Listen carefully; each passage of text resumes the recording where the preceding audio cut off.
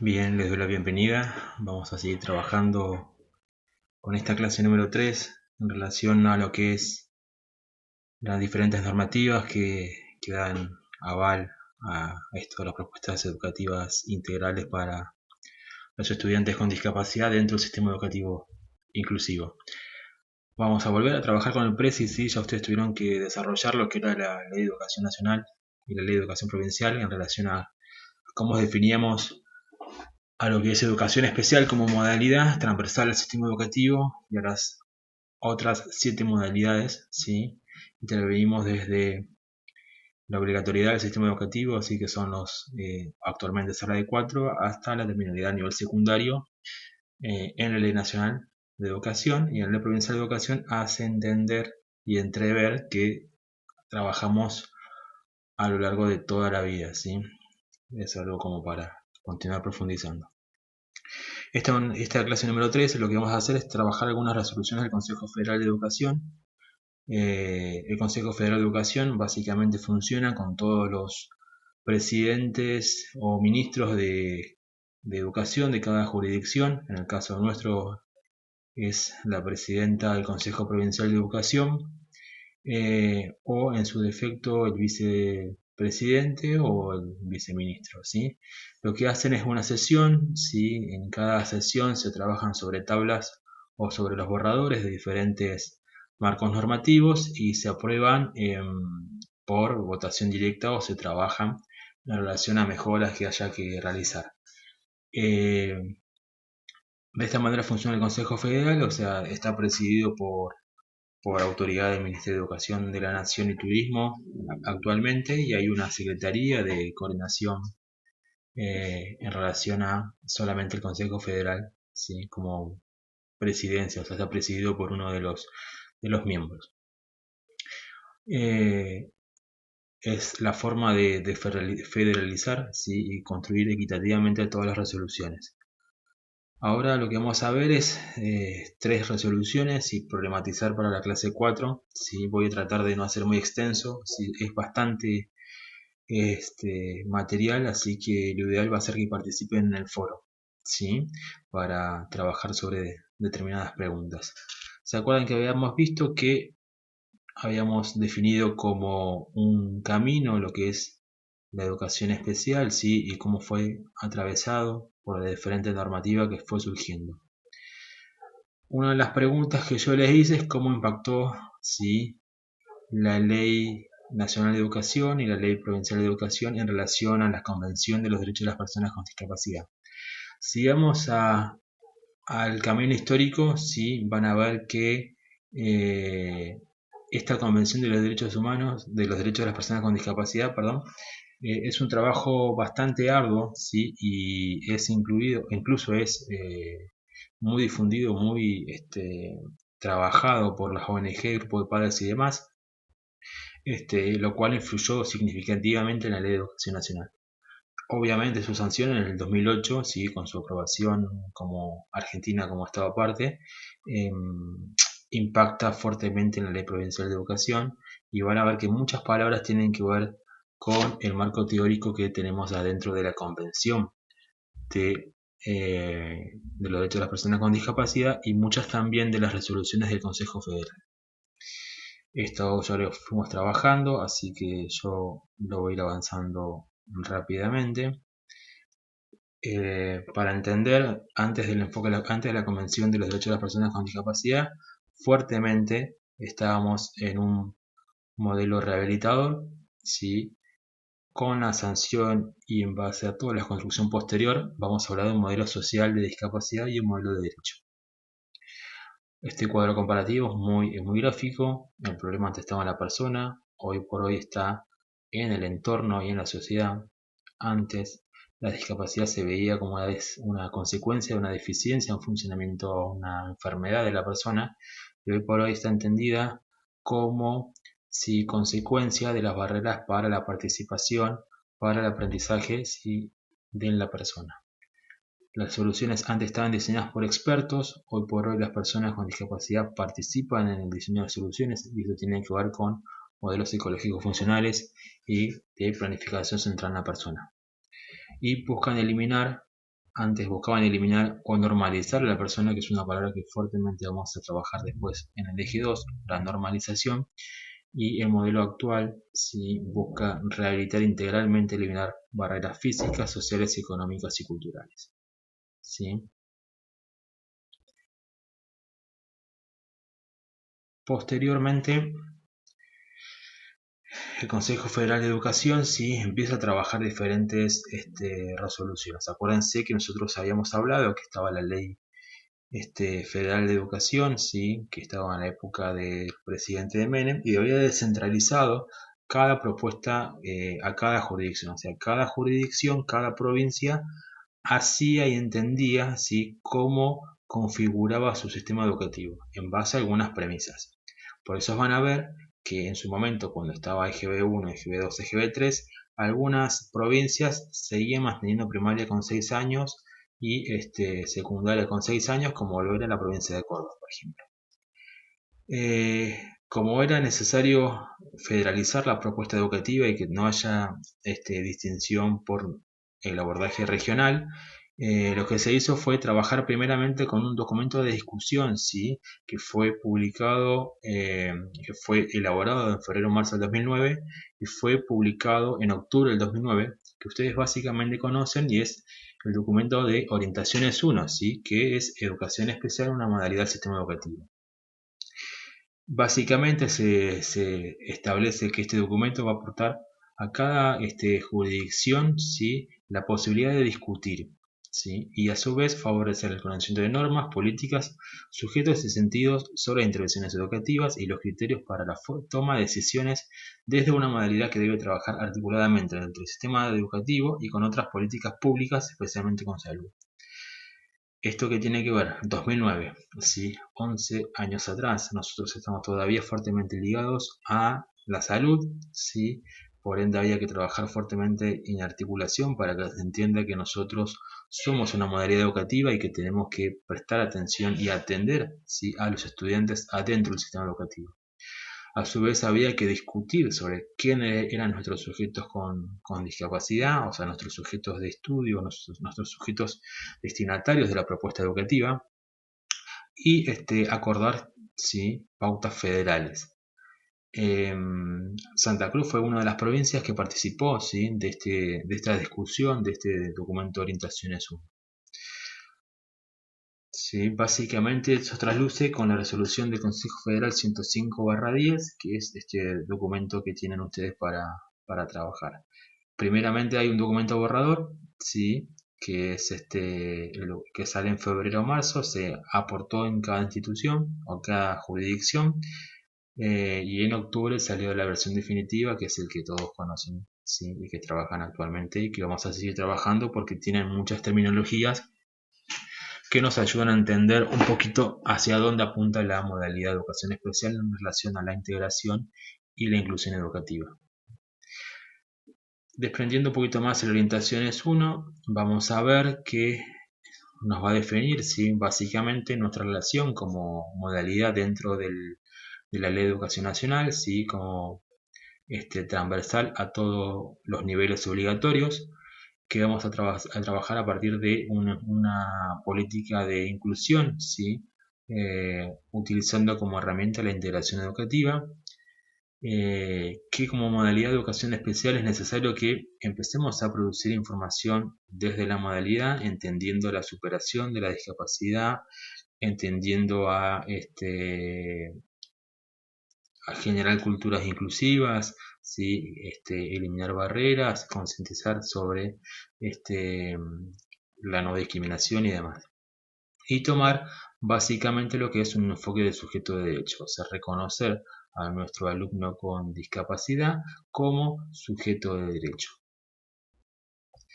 Posteriormente, lo que vamos a ver es que nos va a definir dentro del documento de Orientaciones 1 lo que son las trayectorias educativas. Básicamente las trayectorias educativas tienen que ver con las diferentes formas de recorrer nuestro sistema educativo, son las experiencias reales, ¿sí? Muchos autores nos van a definir dos, ¿sí? Las que son las trayectorias educativas reales y las trayectorias educativas teóricas. Estas trayectorias educativas teóricas son las propuestas por el sistema educativo, ¿sí? En el caso nuestro es entender, ¿sí? Nuestro recorrido dentro del sistema desde el nivel inicial, en sala de 4, sala de 5, nivel primario y con todas las primero, segundo y tercero en la primera unidad pedagógica, cuarto y quinto en la segunda unidad pedagógica, sexto y séptimo en la tercera unidad pedagógica y posteriormente el nivel secundario. Esta es nuestra forma de recorrer teóricamente, ¿sí? A su vez, el nivel inicial establece que a los 4 años vamos a ir a sala de 4, a los 5 años a sala de 5, a primer grado con 6 años, con 7 años de segundo, con 8 años de tercero, etc. ¿sí? Esa es la trayectoria teórica, la propuesta por el sistema educativo. Y tenemos las trayectorias reales, que son las trayectorias que verdaderamente atraviesan los estudiantes, que tienen que ver con ingresos tardíos, ¿sí? Con propuestas que tengan que ver con algún periodo de repitencia o abandono o deserción o demás, ¿sí? Básicamente impactan mucho más hoy por hoy con todas las políticas públicas en relación a la educación. En los últimos años a nivel secundario generalmente sí es donde más mayoritariamente vemos lo que son las trayectorias reales. Otro ejemplo, ustedes están estudiando el profesorado, son 4 años, ¿sí?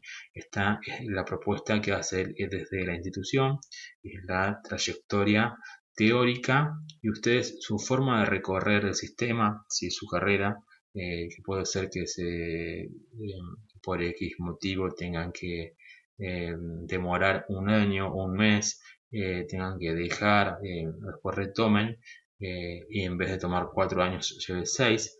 Esto tiene que ver con su forma de transitar realmente la propuesta educativa, es su trayectoria real. El concepto de derivar sí es fuerte, es bastante fuerte. Nosotros estamos bastante atravesados por lo que es la medicina, la salud. El concepto de derivación tiene que ver con esta trayectoria educativa, ¿sí? Real, tiene algunos desvíos, o sea, tiene algunas dificultades, y nosotros hablamos de la derivación a la modalidad de educación especial, ¿sí? Vamos a suplantar este término de derivar, ¿sí? Por reorientar o orientar trayectorias educativas, ¿sí? Este concepto de derivación lo vamos a suprimir porque es fuertemente del ámbito de la salud, ¿sí? Que son las alternativas pedagógicas, tienen que ver con diferentes formas de atravesar el sistema educativo. Acuérdense que nosotros tenemos 8 modalidades para atender a nuestro sistema educativo obligatorio. La educación especial es una, pero también puede ser que intervengan intercultural bilingüe, ¿sí? O una determinada circunstancia o momento intervenga lo que es educación domiciliaria hospitalaria, ¿sí? Es más. Y después tenemos las que son las configuraciones de apoyo. Las configuraciones de apoyo básicamente son, y están definidos en el documento de orientaciones que van a tener que leer ustedes, en la página 32, a las redes, relaciones, posiciones, interacciones entre personas, grupos o instituciones que se conforman para detectar e identificar barreras al aprendizaje y desarrollan estrategias educativas para la participación escolar y comunitaria, ¿sí? Estos apoyos procuran diseñar, orientar, contribuir a la toma de decisiones educativas para el desarrollo de capacidades y potencialidades del sistema, las instituciones y los equipos, ¿sí? Básicamente lo que vamos a buscar es que nuestros estudiantes puedan desempeñarse dentro del contexto educativo y comunitario con el mayor grado de independencia, ¿sí? Y autonomía posible. En base a estas configuraciones de apoyo, nosotros vamos a tener las configuraciones prácticas de apoyo que tienen que ver con la atención de algún alumno que tenga barreras para la participación en el aprendizaje, asesoramiento y orientación en relación a cómo intervenir en determinadas situaciones, ¿sí?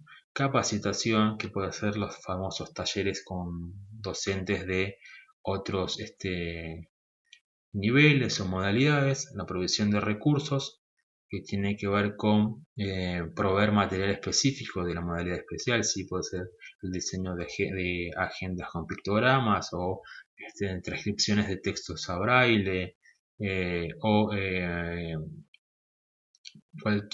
inclusive una provisión de recursos puede ser atender desde la modalidad de educación especial con un maestro de apoyo a la inclusión, porque es un recurso que destina a la educación especial para atender a estos estudiantes.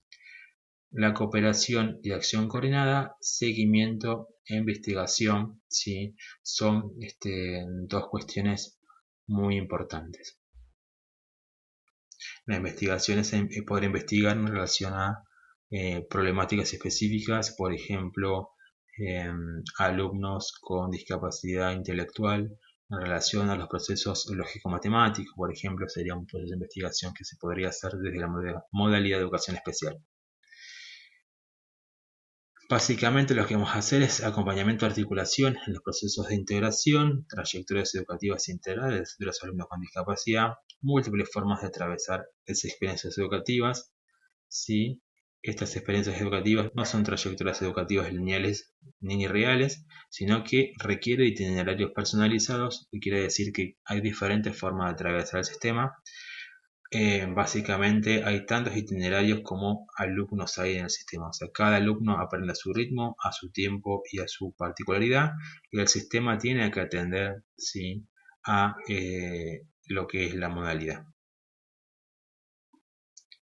Y los voy a dejar presentándolas con Silvia Storino, que es directora nacional de educación primaria de una provincia de la zona norte, y lo que nos va a comentar básicamente es lo que es el Orientaciones 1 y cómo fue la propuesta de trabajo, ¿sí?, junto con Ana Moyano, que fue la directora a nivel nacional de educación especial, como para que ustedes puedan referenciar, ¿sí?, y contextualizar cuándo surgió esta modalidad.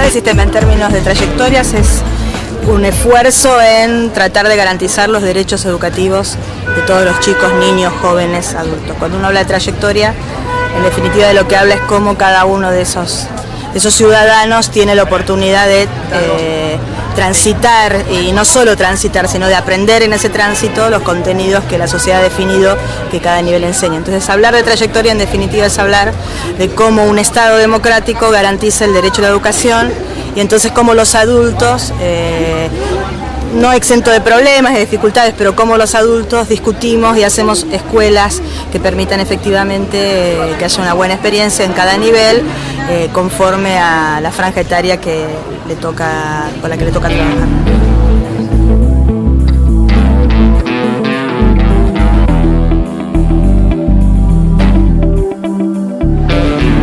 Respecto a los alumnos con discapacidad, se complejiza un poco la trayectoria escolar, porque en realidad lo que hay que pensar es en el futuro de la persona con discapacidad y en todo lo que puede hacer: constituir una familia, votar, participar.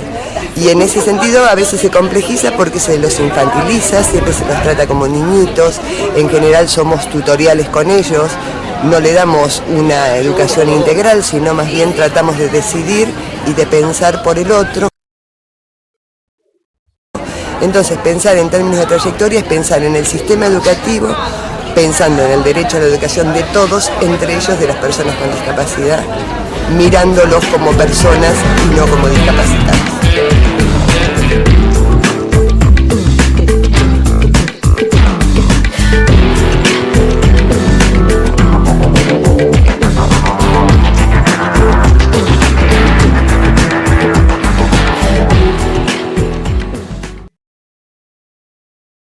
Bien, posteriormente surge lo que es la resolución del Consejo Federal 155/11, que aprueba lo que era el documento Orientaciones 1, ¿sí? Y establece diferentes pautas que van a estar trabajadas también a continuación, ¿sí? Vamos a hablar de la modalidad de educación especial, ¿sí? Eh, vuelve a nombrar otra vez la educación especial como modalidad, sí, el principio de inclusión, la definición política para garantizar el derecho a la educación y las personas como sujeto de derecho. Básicamente lo más importante, empieza a hablar de cómo educación especial se va a relacionar con los niveles educativos, a nivel inicial, atención a la primera infancia, de los 0 a los 3 años. Nosotros como educación especial hacemos atención a la primera infancia a partir de los 45 días en las propuestas de sede, en el interior de sede de las escuelas especiales.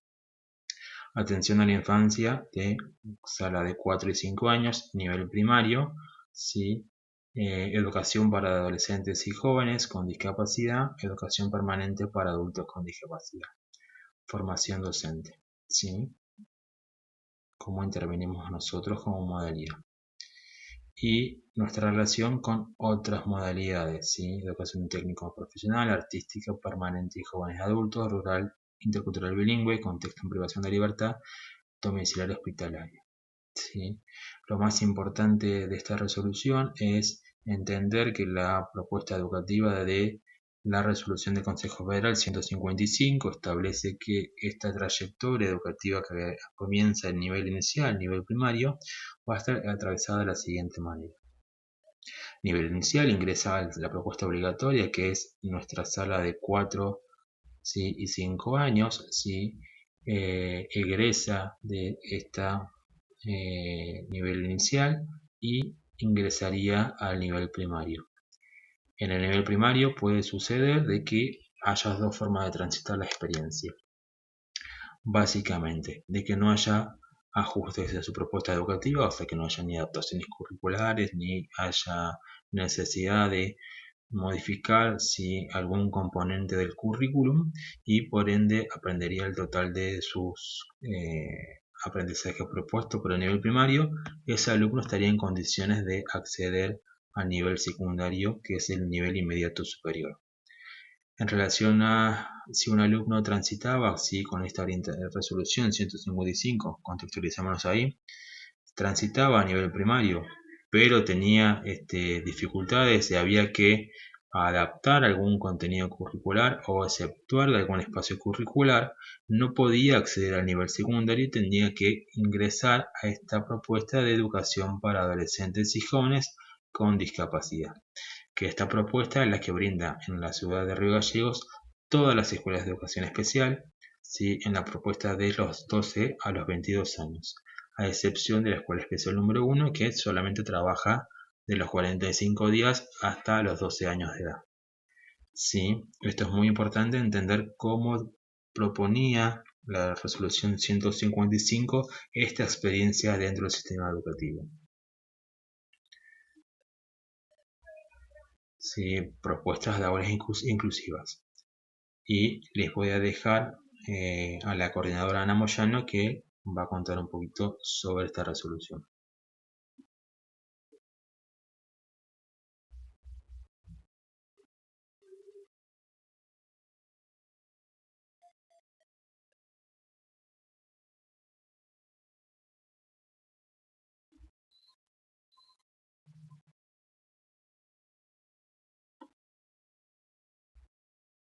Hola, buenos días, soy Ana Moyano, Coordinadora Nacional de Educación Especial. Estoy acá para contarles un poco las políticas de la modalidad de educación especial. Nos basamos, por supuesto, en marcos normativos nacionales e internacionales a los cuales adherimos. Nacionales, la Constitución Nacional, por supuesto, la Ley de Protección Integral de los Derechos de las Niñas, Niños y Adolescentes, la Convención Internacional de los Derechos de las Personas con Discapacidad, a la cual hemos adherido, por supuesto la Ley Nacional de Educación, y dentro de la Ley Nacional de Educación, las regulaciones que se hacen dentro del Consejo Federal, como la Resolución 155. Esta resolución 155 es la que regula la modalidad de la educación especial. Es una construcción federal que hemos hecho, tardamos como cerca de 2 años, donde participaron todas las provincias, primero en una publicación que se llamó Educación Especial, una modalidad del sistema educativo, y luego esto se fue afinando y transformándose en aquellas regulaciones que necesitábamos para que de verdad la educación especial cumpla con el objetivo de la ley, que es el siguiente: garantizar la educación de los alumnos y alumnas con discapacidad. En este sentido estamos diciendo que es absolutamente transversal la modalidad, que está inmersa en todos los niveles y en las otras modalidades del sistema educativo. Esto es lo más importante que tenemos que tener en cuenta, que garantiza la educación de los niños, niñas, adolescentes con discapacidad, a escuelas comunes como escuelas especiales. Desde ese lugar es que partimos. ¿Cómo lo vemos nosotros en ese sentido? Bueno, que los niños con discapacidad deben participar de las mismas políticas de los niveles. Por ejemplo, si hablamos del nivel inicial, podemos decir que todos los chicos a partir de los 6 años egresan del nivel inicial. ¿Por qué los alumnos con discapacidad no debieran egresar?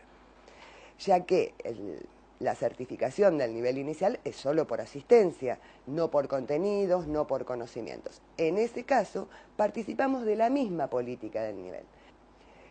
Respecto del nivel primario, participamos de las políticas generales. En este sentido decimos, ingresan a los 6 años, así como egresan del nivel inicial, ingresan en el nivel primario, y allí cuando están en el nivel primario, pensamos que deben participar de las mismas cuestiones del nivel primario. Por ejemplo, la alfabetización inicial en el primer ciclo, la resolución de problemas. Y la excepción es que en caso que no lo logren, veremos de qué manera nosotros pensamos algunas configuraciones de apoyo de manera que pueda hacer su tránsito por la escolaridad primaria de la mejor manera posible. La excepcionalidad sería que fuera una escuela especial, dado que el abordaje pedagógico se vuelve tan complejo que es necesario que necesite un ámbito más restringido. Porque también nos basamos en el modelo social de la discapacidad. El modelo social de la discapacidad es el cruce que hay entre la deficiencia que tiene la persona y aquellas barreras al aprendizaje y a la participación que pone toda la sociedad, toda la cultura. En ese sentido es como muy difícil romper esas barreras. Pero bueno, desde educación para nosotros el modelo social es pensarnos en la centralidad de la enseñanza. En general, en la educación especial nos hemos basado muchas veces en la rehabilitación. Yo lo digo a veces de la peor manera, queremos que las personas ciegas vean, que las personas sordas escuchen, que las personas con discapacidad mental resuelvan y generen teoremas nuevos. Y la verdad que es como un poco al revés. Nosotros tenemos que tratar de derribar esas barreras al aprendizaje y a la participación con configuraciones de apoyo, que no es simplemente la maestra de apoyo sentada al lado del alumno. Es mucho más que eso, es una planificación que es de un conjunto de personas. Ese conjunto de personas no son solamente las especialistas de la educación especial, son las docentes de educación especial, los equipos de educación especial que están relacionados con la fonoaudióloga, la psicopedagoga, la psicóloga, el asistente social. Pero es muy fundamental la participación del maestro de común. Es imprescindible porque es la manera de que juntos generemos esa configuración de apoyo para que el alumno pueda avanzar y no se sienta segregado en la misma aula. Porque, a ver, es tender al autovalimiento, a la autodeterminación, a que el alumno de verdad pueda desarrollar sus potencialidades y no estar siempre pensando en lo que no puede, sino todo lo contrario. En cuanto a adolescentes y jóvenes con discapacidad, lo que tenemos que pensar es que por franja etaria debieran estar cursando la escuela secundaria. Esto en general no sucede. Tenemos muchos adolescentes y jóvenes con discapacidad que no solo no terminaron la primaria, sino que por un tema de infantilización siguen permaneciendo en el ámbito de la escuela primaria, pero como niñitos, no como adolescentes y jóvenes. Bueno, queremos de verdad que nuestros alumnos con discapacidad que pasan esta franja etaria reciban una formación que esté relacionada con la formación del ciudadano, que tenga que ver con la terminalidad de primaria, con el mundo del trabajo. Digo, tienen que tener un ámbito donde se desarrollen en sus culturas, que escuchen su música y fundamentalmente que expresen su deseo. Creo que la conclusión de todo esto y de toda la línea de la trayectoria escolar de los alumnos con discapacidad y en lo que se refiere a nosotros como docentes es que debemos sentirnos responsables de la educación, pero no solo responsables, también protagonistas de este cambio que queremos lograr.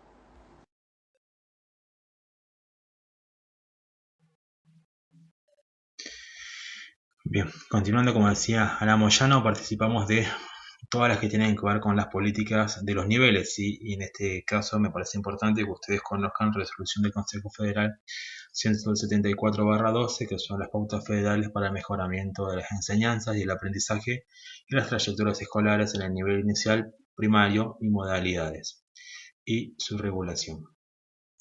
Básicamente, esta resolución del Consejo Federal surge por necesidad para trabajar tres pautas generales: la desigualdad social, ¿sí?, las condiciones socioeconómicas de los estudiantes y generar proyectos de reingreso, abordaje de la repitencia y la sobriedad, ¿sí?, que son temas muy cuestionados, que básicamente caen, ¿sí?, en lo que es los grupos de aceleración, ¿sí?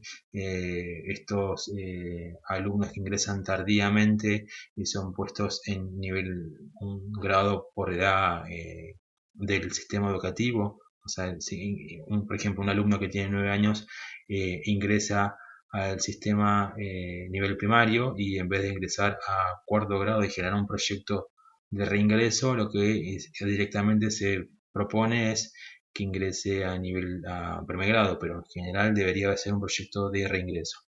Abordar la repitencia, que nuestro diseño curricular lo menciona como dos estrategias: la promoción acompañada y la promoción asistida, ¿sí? Y los proyectos de sobriedad, que tienen que ver básicamente con experiencias que se hicieron en los niveles que tienen que ver con grupos de aceleración.